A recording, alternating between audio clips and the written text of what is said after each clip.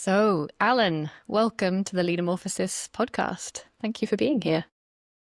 Well, thank you for the invite. Um, uh, a milestone for me in my journey of working on self-management. Like being here, I've learned a lot with Leadermorphosis, and now being here is quite an honor. So thank you for your invitation, Lisa. You're so welcome. I've been wanting to have this conversation for a few years, so I'm happy that it's finally happening. So, lots of things that I want to dig into with you. But if we start with Konsileo, this organization that you're working in currently as head of organization design, but I know that your role has also evolved somewhat. So let's explore a little bit. Could you tell listeners a bit about Konsileo, what it is, and what your role is there? So Konsileo with a K is a commercial insurance broking company in the UK. It's based in the UK, which means our brokers work with businesses, small, medium, corporates, to identify the risks that they might have depending on their businesses, and then advising what insurance would be the most appropriate to protect them. There's certain peculiarities to Consilio compared to other brokerages companies in the UK. The first one is that it's remote first, meaning everybody works from home or a co-work space. Some of our brokers have decided to work in offices together, so they might rent a space, but mainly we are spread out throughout the UK. North of Ireland, Scotland, Wales, and England. So yeah, all over the UK. The second thing that characterizes Concilio is that from its outset, the founders were very inspired by the teal principles of evolutionary purpose, self-management, and wholeness. And they built the culture, the employee value proposition around those principles. So from the outset, there wasn't any transformation that happened. It was from the initial business model. Structurally, as well, everybody's employed in Concilio, and our brokers were presently 135 brokers in the community and a very small, lean central team with some support functions that also has adopted, inspired by our product team, because we're also an insured tech company, meaning we develop our own technology to facilitate the work of our brokers. Normally in this part, let's say, of the insurance world, there are some off-the-shelf software. Concilio decided to build its own software because it's part also of its proposition or business model. Humans at the center, relationship-based, but technology-enhanced. So we adopted from the product team their agile ways of working. So other teams within the central team work with the agile methodology. So we've got catch-ups, retrospectives, and so on. So yeah, I think in a nutshell, that's what Concilio is. Yeah, thanks for sharing that. Um, I think yeah, it's, yeah. to my knowledge, it's the only kind of teal insurance company that I've come across. I don't know about you, but I haven't come across another one. So it's kind of unique, I think. No, I think in the insurance world, not only in the UK but worldwide, it is probably the only example I know. Probably in finance, in a broader finance sector, it's not the only one. But for sure in insurance and for sure in the UK, Consilio is the only one. Yes. And my role within it has evolved. My running job title is Head of Learning and Organizational Development. And it has evolved because I came here with bringing my experience of being part of also teal-inspired holacracy, sociocracy initiatives, nonprofits, my own companies. My last company in Mexico is a digital facilitation company. So with that experience, knowledge, sharing with other companies, I was invited to come over and share that experience. So I come from Mexico, although I'm English Mexican, but I moved with my family 3 years ago, almost now, to the UK to be head of organizational development. But a lot of the work has also been working on the learning and development function, say. So we'll share a little bit more afterwards, probably about our process of induction and how it has evolved. So I'm very involved in learning initiatives, including last year we launched our internal Konsileo Academy. So we develop content, we get content for external providers about insurance, about compliance, about business development, about also personal effectiveness. So all that is in our academy, and our client directors and central team members are able to use it. So yeah, the title has evolved also to learning and not only to organizational development. Yeah, maybe that's a good moment to explore a little bit about induction, as you said, because I've met some of the client directors in Consilio, and also I've seen, you have some wonderful videos of some of the people who work in Consilio sharing how different it is for them compared to previous organization they've worked in.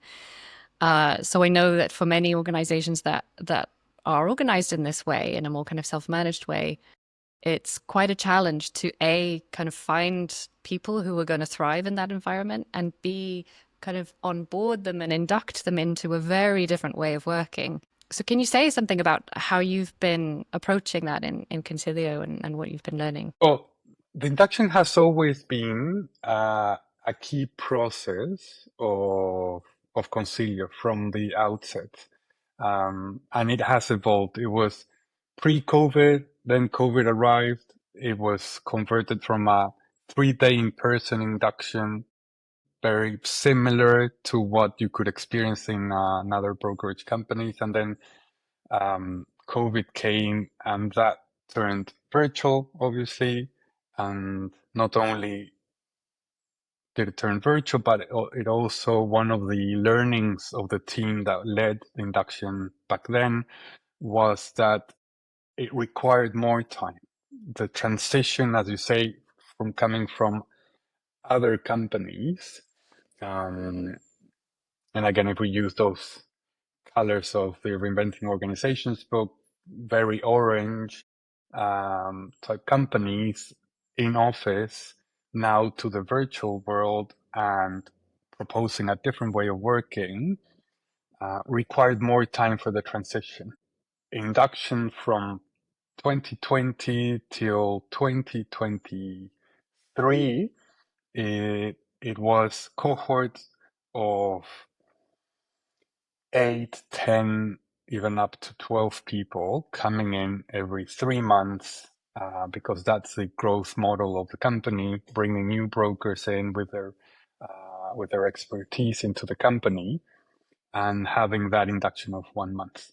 And then introduced to the different, what we call like learning spaces and relationships. So within Concilio, what we mean by that is that because we're remote first, we encourage what we call community hubs, and people geographically close to each other get together once a month to share how they're doing on their well-being, motivation, but also business development and any other challenges that they want to share.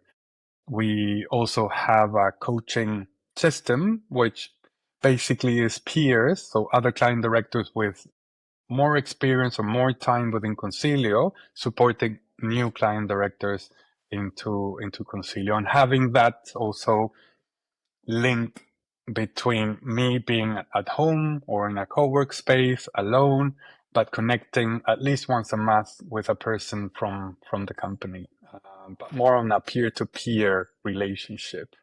Um, so induction was that, but still, even though it was a month and still having those learning spaces and that relationship, many times client directors had the feeling of falling off a cliff. Right? We were very handhold in that process and then left to their own devices. Obviously, they've got other things like our broken platform, our software to do their work. They collaborate between themselves using our self-management system or mechanism called virtual team contracting.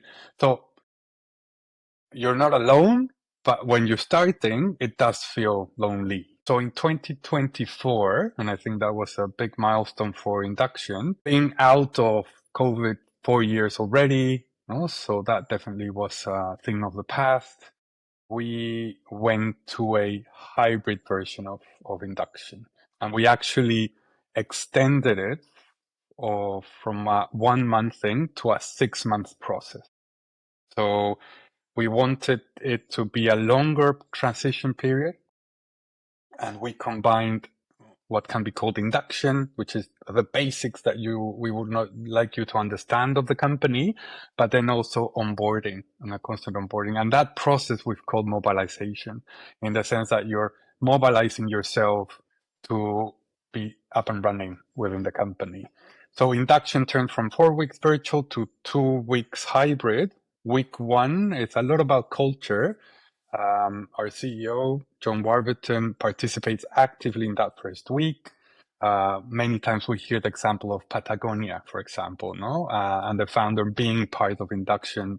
Konsileo also has that idea that it's really important to connect to the founding ideas, the inspiration, why Konsileo was formed, and have that connection. For many brokers, it's quite a surprise to interact so much with the CEO. It's something that they haven't experienced before.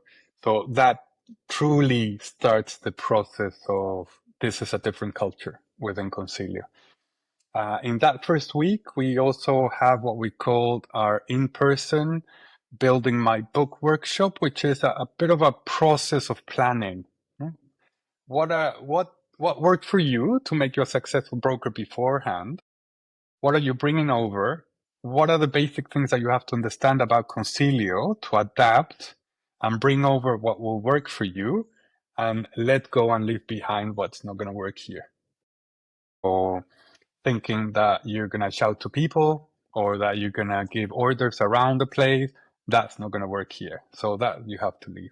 You have to understand also that as a client director, we call our brokers client directors, you are the director of all the support services that you give to your clients. So that's more functions that normally you might have been used in the past. You might have had departments of claims or finance.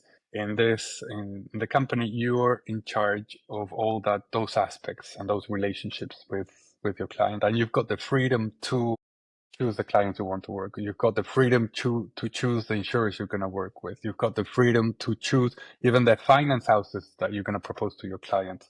So this coming from, we call it freedom from to freedom to. So that transition is important. And week 2, it's all about, at the end, we're a highly regulated industry, insurance and finance overall. So week 2 is about learning our software, how to use it. For a lot of people, it's obviously the first time they encounter it. They've been used to other softwares. They come here, they have to learn it. And compliance is embedded by design in our software. So if you follow the prompts of the software, its features, you'll be compliant by design, we say. So all that happens in week 2, like understanding that, yes, you have the freedom, but there's a playing field that you have to respect. So at the end of the day, there are boundaries of what is okay and what's not okay, thinking about the client in the center of. And from week 1 and 2, you are paired up with what we call group coaches. So instead of doing one-to-one coaching once a month, now at the beginning, the first 3 months, you've got weekly catch-ups with your team. So a cohort of 12 can be divided in 3 teams of 4, and each team will have a group coach, and they follow a process of group coaching, a structure.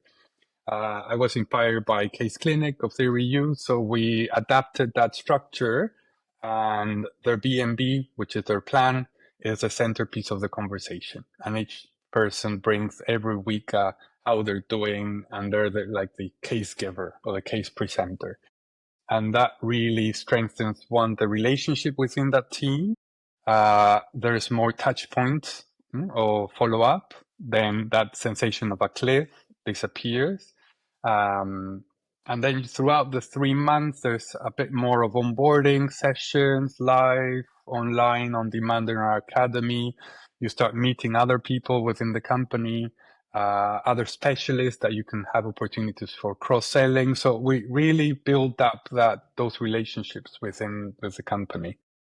And at the end of the 6 months, you're now full, like, mobilized in Konsileo. So quite an evolution from what it was pre-COVID to what is now what we call mobilization, and part of our talent acquisition strategy. Yeah.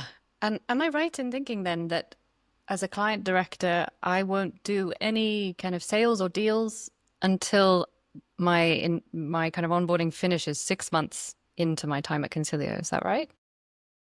Well, that was the case more in the induction of 4 weeks. In this time, is more on your first 2 weeks of induction.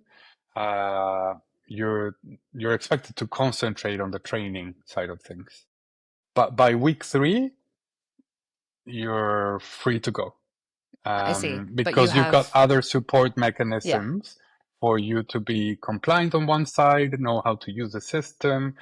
So we've got mentors for the system and so forth. So um, the idea is that you actually start getting business in. So that's why we use the word mobilized. It's not mobilized only on the system and within Concilio, but it's also that you start bringing new business in. I'm curious to hear a bit more about the role that coaching plays in Consilio, and I guess in general, like, you know that my interest is always like the kind of human side, the kind of soft skills side, because again, like coming from, you mentioned a bit in the kind of initial 2 week induction phase, some of the things that what people will have been used to in their previous organizations or roles will not sort of serve you here. So how do you continually support people, even kind of beyond those first 6 months, with the kind of challenges that they're facing, or maybe the kind of personal, professional development that's needed on an ongoing basis? Mm, mm. So yeah, there's different support mechanisms. I'm gonna say within Concilio. So coaching is one of them, and coaching has several purposes to it.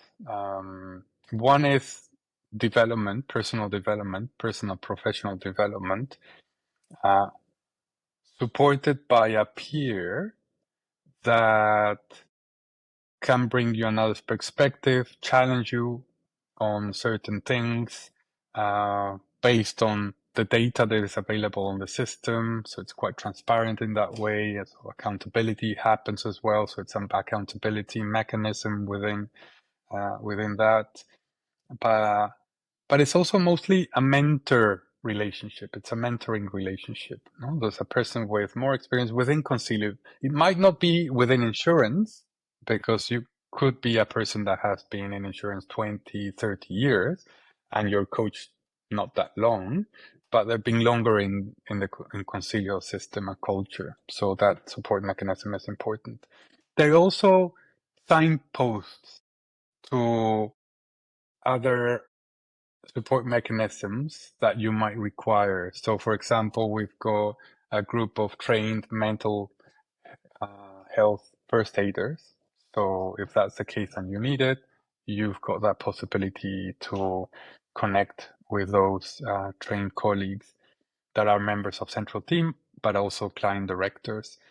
Um, you might be referred to, maybe the type of business that you're doing requires the support of other people. So maybe connecting what we call practice groups, which could be referenced more as community of practices around certain type of business. So you can be connected to that, encouraged to share some of your challenges with your community hub as well. So they're there to help you realize the potential of getting more support and connection within the company that you thought you had. Even though we see most of this in induction, it's one thing to tell somebody that you have all these options and then remind them in the appropriate moment when to reach out to those support mechanisms.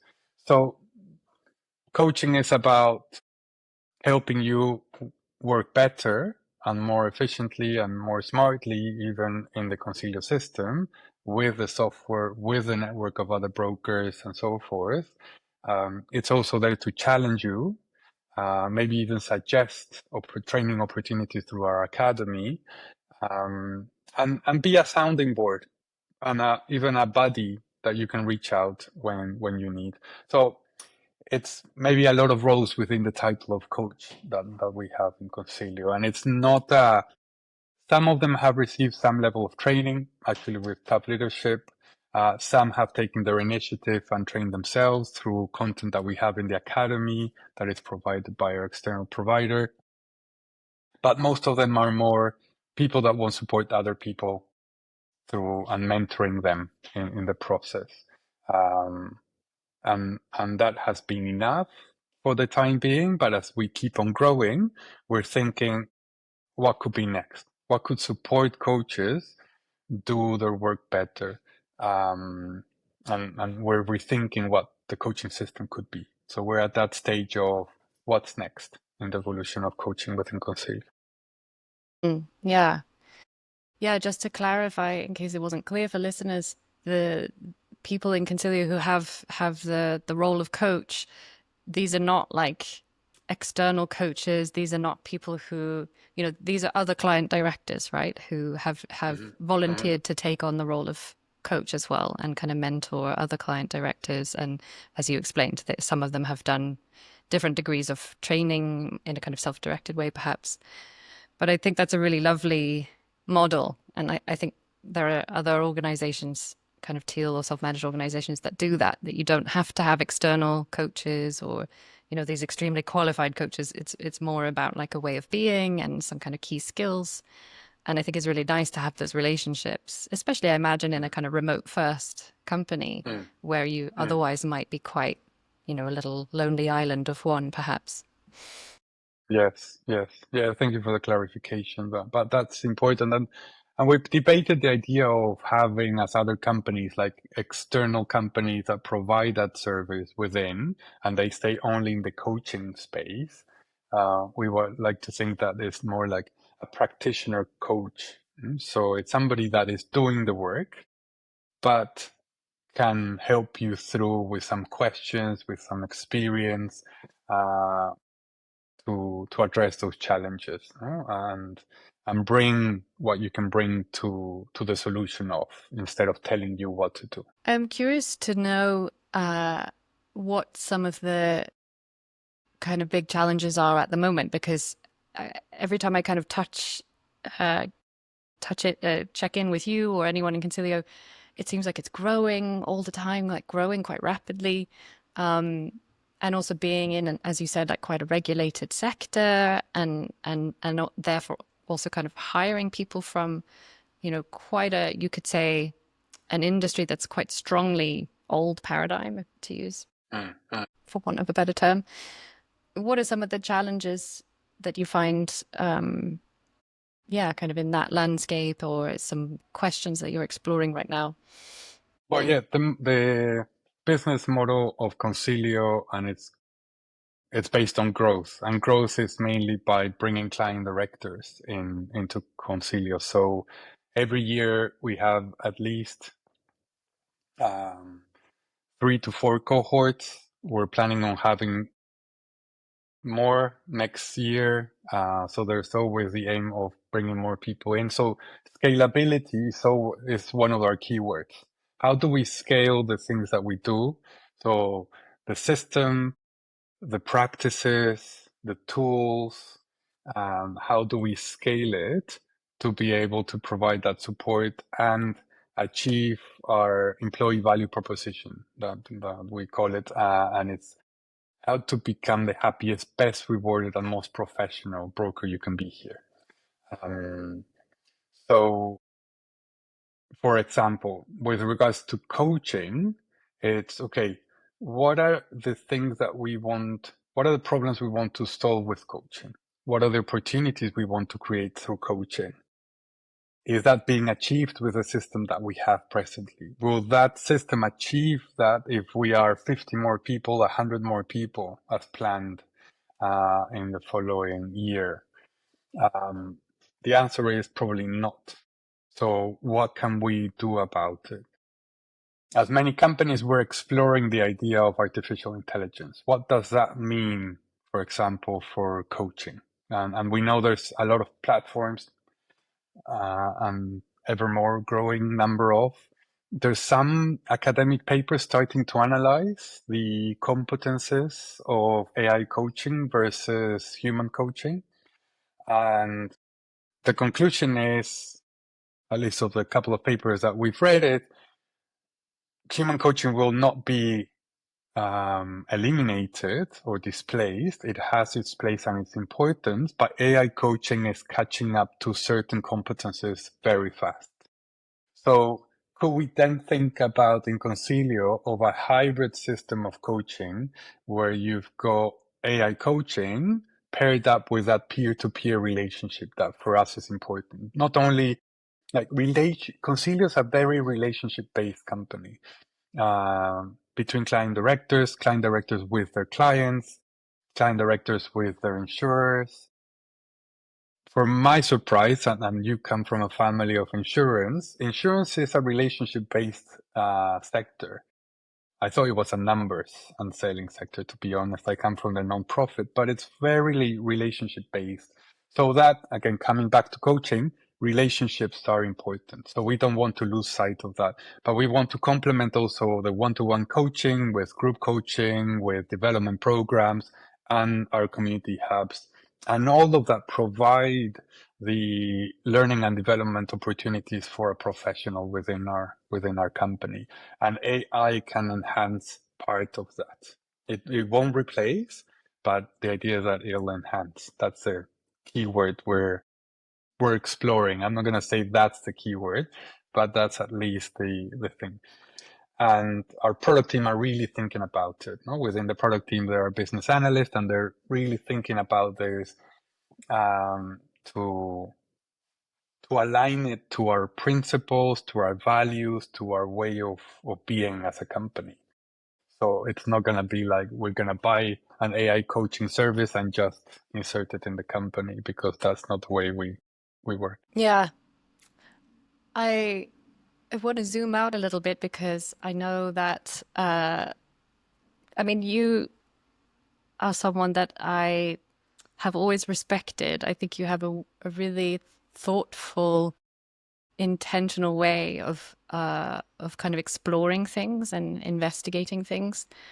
So whenever we meet up or talk, you know, you've been doing some kind of your own development, you've been doing some kind of training, or you've been reading or thinking or sketching. And I know that one of your kind of passions is about organizational gardening. So let's talk about that a little bit. What for you is organizational gardening, and how do you see yourself as an organizational gardener? Mm. So I'll share a little bit where it comes from, the idea, and it's a mixture of obviously organizational development and gardening. The place that I learned about gardening, like truly, being able to grow stuff in a certain level of scale, was in a sabbatical year that my family and I took in France. Within that community that we lived in for a year, I was part of the gardening team, and I was taught by the one of the, let's say, gardener leaders, or about biointensive agriculture, and that was the technique that I learned. Technique, practices, it's got certain principles, and the idea is to produce enough food for where we lived, and also be able to share. At the same time, it was a community that had introduced 5 years previously, sociocracy as a governance dynamic process of decision making. So it was there that I learned about these new ways of organizing. Although I've heard before because I studied business management, it was here that it became like a reality. Like this group of people were doing decision making a different way, having meetings in a different way. Um, so I got curious about it. I took a course with the Université du Nord, the University of Us in France, and that's where I read about reinventing organizations, holacracy. And that was my starting point. But it was through also being a gardener that year. So in my head, it was like organizational gardening. It was a thing. And I think it was there that it was born, the concept. And I remember starting an Instagram account to share my photographs of gardening. My family was a bit tired of it, but I was sharing a lot of photographs and then starting to make references to what does this mean in an organization. So it's a metaphor. It's not a methodology framework. It's just a metaphor of growing things to achieving things, and in both spaces with others, because you work with other people to achieve the harvest, the outcomes, the objectives. So it just made sense. And also, correct me if I'm wrong, but a lot of books that we read in this space, somewhere or other, they reference a garden. So it's a very common metaphor used in different ways. So I thought, well, there's something here that clearly resonates with people. So I continued like exploring that. And since being here in the UK, I've got my own allotment as well. For me, it's part of the British experience to have an allotment. So I've got an allotment and I post things in LinkedIn of what I'm reflecting upon. And again, it's just an exploration, and my experiment is to see how far it can go, and see where it takes me. And it's an exercise for me of reflection. Some people resonate with it, some people don't. Some people don't like the idea of living systems. Some people really resonate with the idea. Some people say, well, where are the people? And it's not like, yeah, you're a gardener and you move people like plants. It's like, no, no, no. A garden is a garden, and the garden is to produce fruits, vegetables, or whatever you want, and you do that with others. Even if when you're a plot and it's you who's mostly there, sometimes my son comes, or sometimes a conversation with the next door gardener will give me insights of how I can improve something that I'm doing. So again, if you take that to organizations, you have introduced me to other people doing great stuff in other companies like Maiden, Everose, and we've come together for more than a year, 2 years, I think we did it, the exercise of sharing at least 3 times a year, sharing what we're doing, the challenges that we're facing. And that's organizational gardening as well, because you're sharing the knowledge. Some things apply, some don't apply. I've got my different technique of gardening. You've got your technique, but we're sharing ideas. Something will stick, some won't. Um, so again, organizational gardening, then it's a metaphor. It's a metaphor about organizational development with gardening. And presently I'm posting like what I think could be the method of using the metaphor in different ways, for new teams, for established teams, for team of teams, whatever language you like to use. And the purpose is to keep on writing, seeing what the debate that comes out of it, the validation that it comes from it. Might be an ebook in the future, and I would like to present this somewhere else, and that's it. It's also, I started my journey of self-management, I'm gonna call it, almost 10 years ago. So it's coming to a 10-year mark the next year.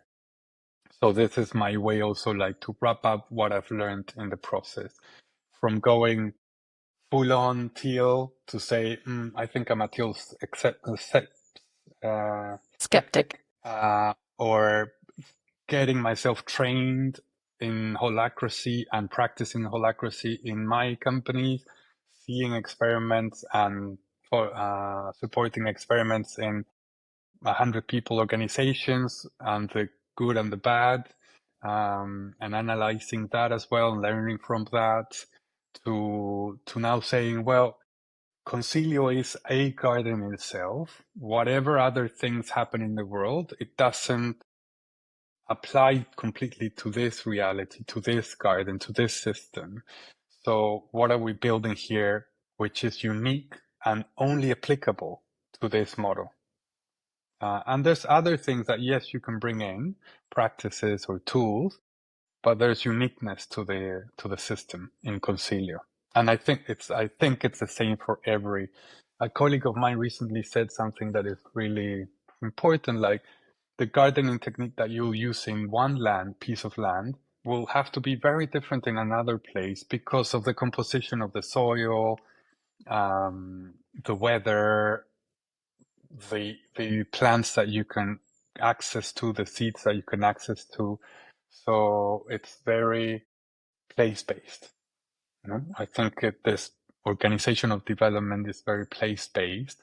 And I think organizational gardening in that sense is also an invitation of what applies here doesn't mean that you can reproduce it in another place. Yeah, I love this metaphor. Like so many different things come to mind also, like, I might be growing tomatoes and you might be growing cucumbers. So, we're growing different things too, right? We're Yeah, we're trying yeah. to produce different things. So it's a really fun metaphor. It's maybe also like kind of a nice bridge to, so you shared that in the UK you've been part of this community with Maiden, who I had on the podcast as well, and also Everose, kind of renewable energy consultancy that's also been practicing self-management for a few years. And there are some universal challenges there. I've been lucky enough to kind of join some of those sessions, people struggling with things like onboarding, for example, or I don't know, salaries, or personal development, career development, all these different things. But ultimately, each person has their different garden, as you say, with different conditions. And then if you zoom out a bit more, I wanted to talk to you because you kind of sit in two worlds too, because up until 3 years ago, you were living in Mexico, and I know you were quite involved with a number of communities there and also kind of in Latin America more broadly. So I'm curious, if you look at kind of country gardens or kind of cultural gardens on a bigger scale, like Mm, mm, mm, what do you notice there, having kind of had conversations in two different continents, really? mm, mm. Yeah, yeah. So the reason I got involved, like in the Latin American community of people exploring new ways of working, let's use that label, was because I learn, and probably most people, but I learn at least by learning something and doing it.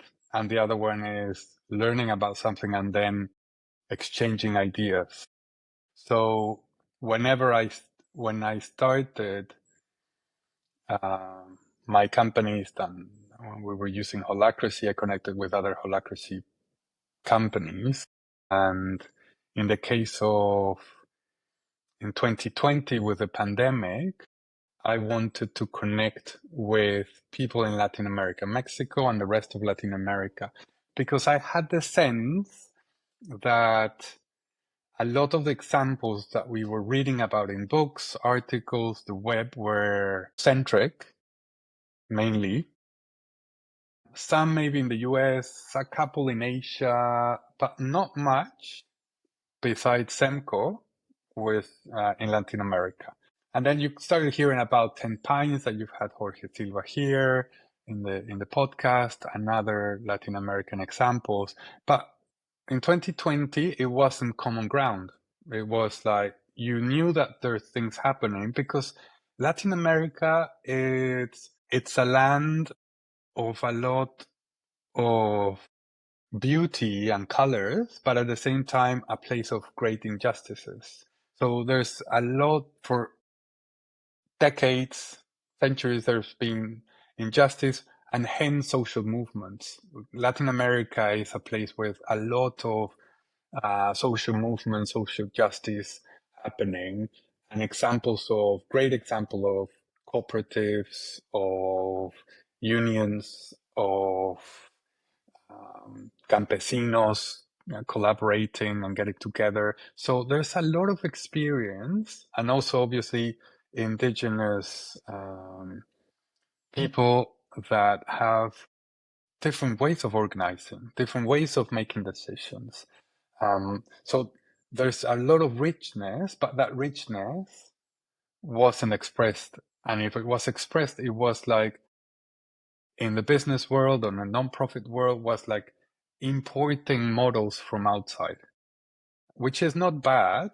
But then most of the time, the challenge was the tropicalization of those models because the culture is different, because the garden is different. So in 2020, I started something called Reimagina 2030, and that was the excuse just to connect with others. And we did a couple of online events that brought people together. And since then, I've got colleagues now all around Latin America that are doing incredible things, from Chile to Peru to Brazil to every country, Colombia, Mexico, obviously, but all over Latin America, Argentina. There's a lot of things happening.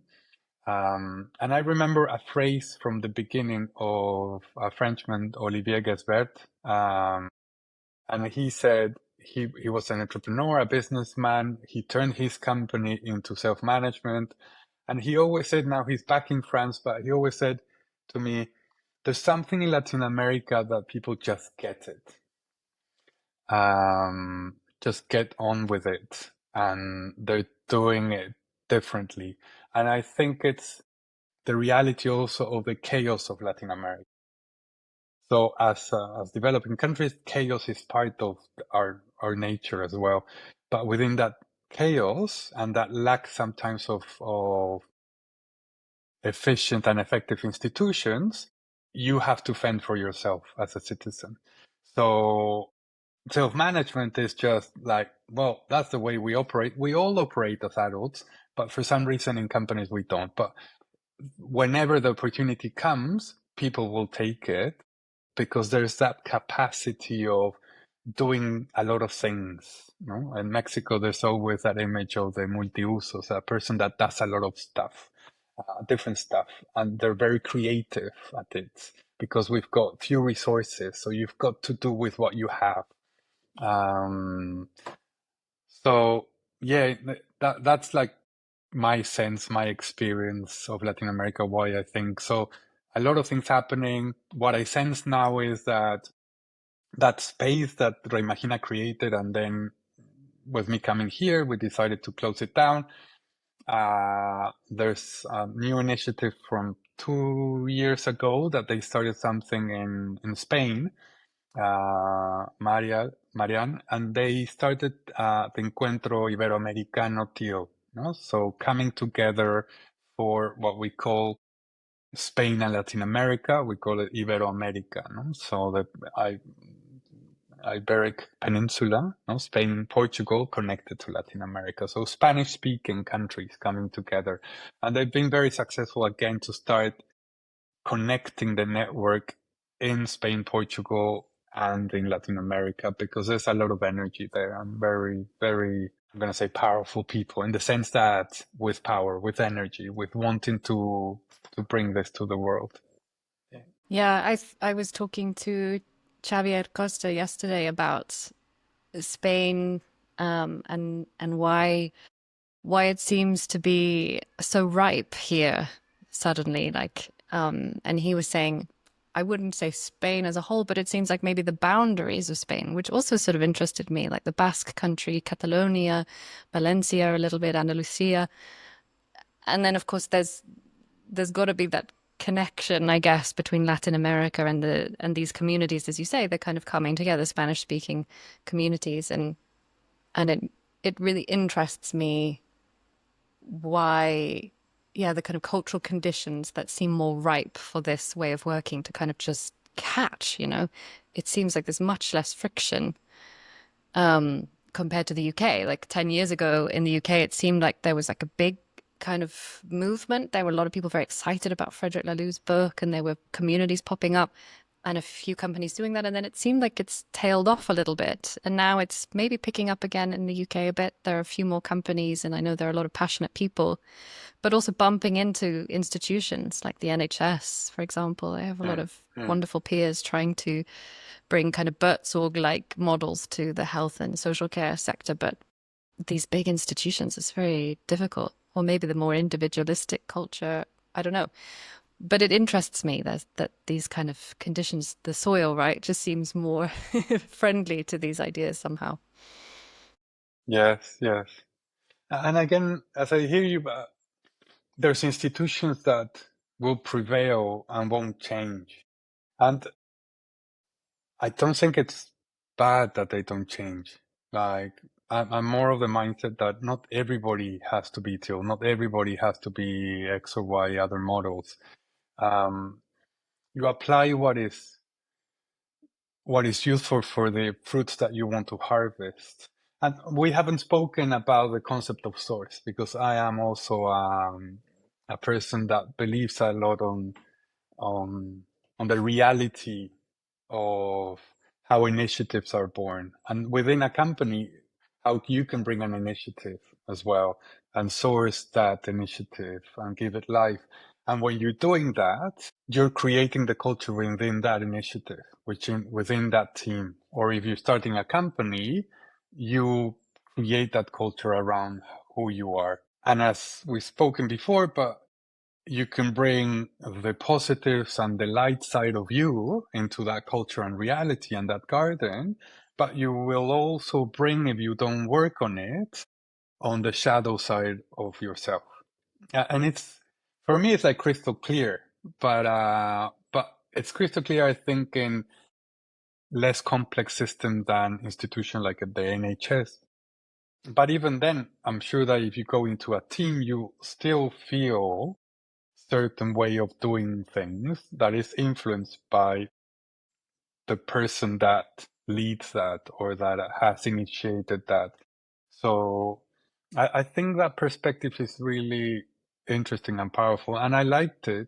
And when I read the book first of Tom Nixon of Work with Source, what I liked is that because he comes from the self-managed world, he was challenging a lot of the logics of self-management, in the sense that it's like everything has to be horizontal. Just recently, I was in a conversation and a person saying, "No, we want to be horizontal. We want to be horizontal." And I'm saying, "Well, why do you want to be horizontal? What do you understand by horizontal? Knowing the things that you operate, which are different things, very different processes and products and services that you provide." Horizontality might make sense for some things, but not so much for others. So instead of worrying about being horizontal, explore why, explore what it means for you, and what would it be if you also put the vertical side to it. Um, so in that sense, for me, source is quite challenging. And I like to challenge people with that because, like, yeah, as you know, why are you saying that there's one person that influenced the system? Well, I agree with the principles that Tom has put in the book, but are expressed by Peter Koenig. I really, because I see them, and once you put those lenses, like many things, no, you can use different glasses to observe a system, and each pair of glasses will provide you just a different perspective. It's not the only and the true one, but each lens will provide you that, and that makes you it'll give you a richer perspective of where you're. So I'm talking a lot about now in organizational gardening about that creative field that's talked about in the source work, but also in theory, what Otto Scharmer calls the social soil, no? Which is also important. Holacracy is very aimed at the structure, but I just read an article, really good article, that says, yeah, but then the shadow processes happen behind the scenes, because the hyper formalization of holacracy has its dark shadows. You just recently put something in a LinkedIn post that you say, well, if your system doesn't have a feedback process, don't worry, feedback is happening behind your back, but it's going to happen. So, yeah, really interesting thing. So again, I've moved from a person that took the holacratic constitution as a recipe and applied it, and it worked in our small team. But it's not something that can be applied everywhere. So I've moved from recipes to understand the system, observe the system, identify the problems that you want to solve or the products, or the fruits that you want to harvest, and then start designing with others together, sparring, discussing a possible solution. And I like the agile perspective of MVP, minimum viable product. What's the thing that you can do now? Test it, pilot it, see what happens. Do I do it all the time? No. Do we all do it all the time? No. But that's for me the ideal process of move by little things. When I hear the word reengineering, it's like, oh my God, like that's corporate word for now we're gonna mess up the system and just create chaos and politics, and that's very energy draining. I'll stop. Yeah, I feel sorry. I speak to so many organizations that tell me, "Oh, we're having another reorganization now, so my team is going to disappear and this is going to happen." And I just think, "Oh, it takes so much energy to do that." And then sometimes it feels like just rearranging the deck chairs on the Titanic. But I like this. I like that your journey has, in a way, what I hear is like, you find, and I remember you saying to me actually that you get very passionate about one thing, like it might be holacracy or source work, and you kind of dive into it. You use that pair of glasses, you apply it to lots of things. Okay, what does that mean in this lens? What does that mean? What does that mean? And then you kind of go through a phase of like skepticism, so you said you're a teal skeptic also, of like, but I guess it doesn't apply here, or here's also the shadow side of that, or there's like the trade-off, I guess. And I resonate with that myself as well, like having experienced also being in a holocracy. That was one of my early experiences, being in a holocratic team that adopted the constitution. And at first I thought, oh, this is great. This is going to solve everything. And then I saw so many dysfunctions happening within that, largely interpersonal dynamics, and saw that, wow, holocracy doesn't at all address those things. Holocracy can work fine with a toxic circle lead, for example. And that was Mm-hmm. fascinating to me. And when I spoke to Brian Robertson for the podcast, actually, to be fair to him, he did say holocracy was never meant to be like a, catch-all solution. His intention is for people to couple it with other apps, you could say, like nonviolent communication or whatever. But I think many people do see it as like, this will solve everything. And really it's one piece of the puzzle, right? So yeah, I think it's very healthy. I see that if there is such a thing as a movement, and I don't think there is, but if we collect together these different things, teal, regenerative, theory U, sociocracy, holocracy, broadly speaking, it seems like we're in a moment collectively of like questioning things, like the hype or the novelty. People have been practicing for enough years maybe to be like, okay, so there are some, problematic things here, like, or there, this doesn't solve everything, or this is not like the panacea or the utopia. So what do we want to do with that? What things do matter and what problems are we trying to solve? So I think it's a healthy place to be. Some skepticism is good, I think. Yes, yes. And so for me, for example, the Reinventing Organizations book was based on a very good research on certain number of companies. And then uh, three principles came out of it. But those companies didn't start off thinking, applying a model to start with. They were just applying a logic and a set of experiences of the founders and the people within them to to be able to do the work that they had to do. And then came the systematization of that, and 3 principles came out of. Now you take those 3 principles and then try to apply it, like in Konsileo. It's like, how do you make sense of that with what we want to achieve here? A person like me that is like, but that's the model. Like, those are the definitions. Those gotta go out of the concept. Very consultant mindset sometimes. Has been challenged within Concilio, saying, well, yeah, but those principles are guiding us, but we're doing it our way. We're not bringing other ways of doing it. The way that we want to build it is this way. So that realization for me was, oh, okay, I understand what you're saying now. But it took me a while because I can fall into the trap of, I've got, as you say, a hammer, and everything is a nail with that hammer. Until I get the message of, well, not all nails are the same thing, and you need different hammers for different nails. So I think that is important because we tend to look for what's the perfect model that will work, and we waste a lot of energy on that. And I think it's a good point that you say, what is the movement? I had taken some notes like, well, what's the movement? The teal, sociocracy, holacracy, XYZ, future of work, although future of work feels so much in the future when it's actually the present of work. And now with AI coming, I'm really keen on understanding how AI agents could affect, influence self-management. I recently attended a webinar of Greater Than to understand AI and collaboration was the point or was the topic of discussion. And I was surprised that they were tackling the topic of AI, because you can have those extremes also on AI or technology, but AI now is the topic.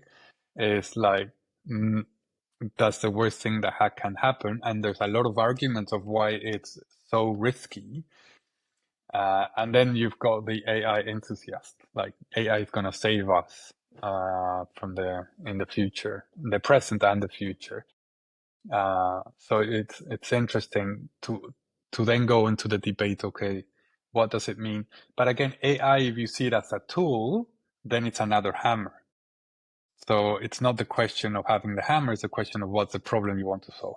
If you see AI as a partner, as a coworker, then your mind can blow. And then AI as the boss, then it's scary stuff. So whichever way you frame it, it's just being more mindful of it. I think it's important in the case of AI. Yeah, I just went to the AI stuff because that's one of the places I'm exploring. What's the implications and applications of AI in learning and development and organizational development? Very keen on I tend to go to the application because it's like, I've got a new hammer, but in this case, I think we have to give more time to the implications of, to really have a good think about, generally speaking, in the broader system, as you say, or specifically for the company where you're working. Yeah, I guess like AI, like any other technology or like hierarchy, or, I think part of my journey has also been to not fall into the kind of good bad trap, right? That like hierarchy bad, structure bad, but more like all technologies are neither good nor bad. It's everything to do with how you apply them and what your purpose is with applying them, right? Mm. Mm. Yeah, yeah. And one thing that reminded me when you said the part of structure, uh, I've always felt that I'm not very structured, but everybody sees me as very structured. And it made me think as well of Fanny Norlin and others that talk about this other lens of masculine and feminine, And I think it's really relevant as well to put that perspective into organization. And you have had people invited in the podcast that talk better about this. But structure is like that containment way of being of the masculine. No? The feminine is more like community, the green aspect, and the energy. The orange is very masculine as well, and red is more feminine. But it's really interesting to get that also that lens into the dynamics of an organization. What is it favoring more than other things? Why is it doing it that way? Is there a relationship with the source in that sense? Or are we just bringing external systems, of the way of doing things that have worked, and we just renaming them, but it's actually the same stuff. We're just putting a new label that sounds really cool and modern or progressive when it's Mm. exactly the same thing. This phrase, so there's nothing new under the sun. Um, we're just renaming things in different ways. And then it might be that their moment has come to be realized, to be a thing, or not, and then you stop. And I think that depends as well on the conditions of the system, of the ecosystem we're embedded in, and the realities we're embedded now. So the times that we're living now are very confusing, and anxiety provoking. How do you come together as individuals to do stuff um, while maintaining certain level of sanity in the process? So yeah, makes me think of Margaret Whitley and Yes. Nikki that you've also interviewed here, which are very Yeah. important. Yes. Mickey Kashtan. Yeah, for sure. Islands of Sanity. Yeah, and that, I think that's what this podcast is in a way. It's like I'm visiting islands all the time and connecting islands, bridging islands, I guess, because we are still uh, in the minority. We're this small little niche around the world of people and organizations practicing another way of being and working together. So it's important to connect, I think, and share these things, like you said, the community aspect. I'm wondering if there's any other learning that comes to mind at this kind of 10-year milestone for you, Mm. as you say, having explored a lot of these different things and picked up different hammers. Is there any other learning that you would like to share? Maybe also kind of about you as a human being and your own kind of personal transformation in that, or whatever comes to mind. Again, going back to on this idea that my self-management journey started in 2016, I could say that, but if I look further back to my other life and work experiences, I think I was always in the search of a different way of doing something. I even worked, I remember, in a government institution in Mexico, and the little team I was leading, it was refurbishing all the building. So because there wasn't much of furniture around, we improvised a sort of circle, and it was all of us in circle with our computers and our made up desks, and we had even a picnic table, and I can imagine it, and everybody connected to the same socket because hadn't much to do. But it was that search of how can we come together and work, in a circle, literally, and be collaborating with different ages and gender and perspectives. And I think it was a search that always happened. And if I have to think about like my stages in this 10 years, I think first one was like having that live experience in France that really made it real. So there was a lot of absorbing and training, and I did different trainings with different organizations, Sociocracy for All, Sociocracia Práctica, And all those gave me more and more ideas on how I wanted to apply it. So I think applying it and experimenting with those things that I had learned was part of my journey. And then I started sharing, and people were interested in what I was sharing. So I shared it also. I had a 10 episode podcast, and then I shared it with a couple of organization nonprofits in Mexico, and they brought me in to like think about how they could apply some things to their organizations.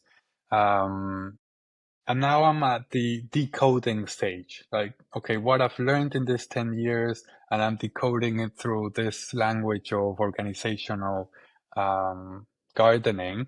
And I'm presenting my ideas to the world through LinkedIn presently, and I would like to do it some other ways. So, yeah, I've looked to the past of my career, professional career, and there's always like 10-year jumps. And I think I'm coming to the 10-year, not because I don't see myself changing to another thing, because I feel that this is the place I want to be.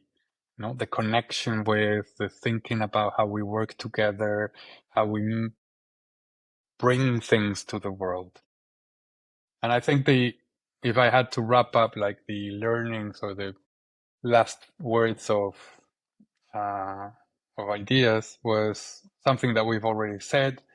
Like, don't try to emulate the garden of the neighbor. You know? Like, define what you have, understand what you have, the resources, the soil, what you want to achieve, and do with that what you can, with the people that you need, and bring them over, you know, to do something with that. Um,